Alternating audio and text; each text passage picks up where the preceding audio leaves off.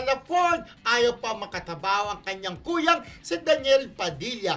Well, gusto kasi ni Lela ay makakatabaw niya ito kapag sa tingin niya ay makakasabay na niya sa husay sa pag-arte ang kanyang kuya Daniel. So, nape-pressure siya. Parang ganon. Oo, parang baka, minsan kasi, di ba, parang na-awkward ka, lalo na, kapag ang ka-eksena mo, kaanak mo, kapatid mo, nanay mo, or what, mas okay pa na ka-eksena mo yung hindi mo kaano-ano kasi walang awkward moment. Oo, totoo na pagka kasi yun ang katabaw mo lalo na magaling na artista. Oo. Yung kuya niya, baka hindi siya makasabay na. Admitted naman pala siya, si Lela, na hindi pa siya ganun talaga kagaling umarte. Lalo na bagon pa lang sa showbiz, di ba? Yes. Doon pa lang natin napanood sa bahay ni kuya. Oo, So, wala parang- pang acting experience. Yes, pero parang naman, humble-humble kasi yung pamilya naman nila nasa showbiz. Parang feeling ko naman, kahit papaano, may minana naman siya. Bakit kailangan Diba? bakit kailangan siya matakot?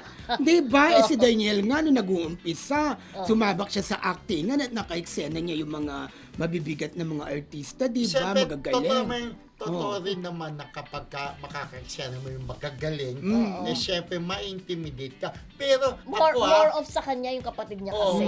Oo. Pero ako, kapag naka-eksena mo naman yung kuya mo, sigurado aalalayin ka niya. Lela, gantong gawin mo, ganto. Ibibigay niya yung moments sa'yo. Totoo yun. Hindi Lalo niya na magkapatid sila, 'di ba? Siyempre bibigyan niya ng moment ang kapatid niya. Huwag ka na matakot, Lela. Diyos ko. sabi nila na, ano mo pakialam nyo kung natatakot ako sa kapatid Tito ko? Rodel, bakit ba ayaw ko Bakit ba? muna? Hindi, para para mahasa ka na. totoo yun. Oo, 'di ba? Bakit mo ba ako pinakikilaman, Tito Rodel, sa Baka naman tumagal pa yan, no? Dapat sa Oo. una pa lang makatrabaho na ang kuya mo. Oo. Pero kung Pero 'di ba, sana makasama siya dito dun sa season 2 ng unang serye ni Daniel, 'di ba?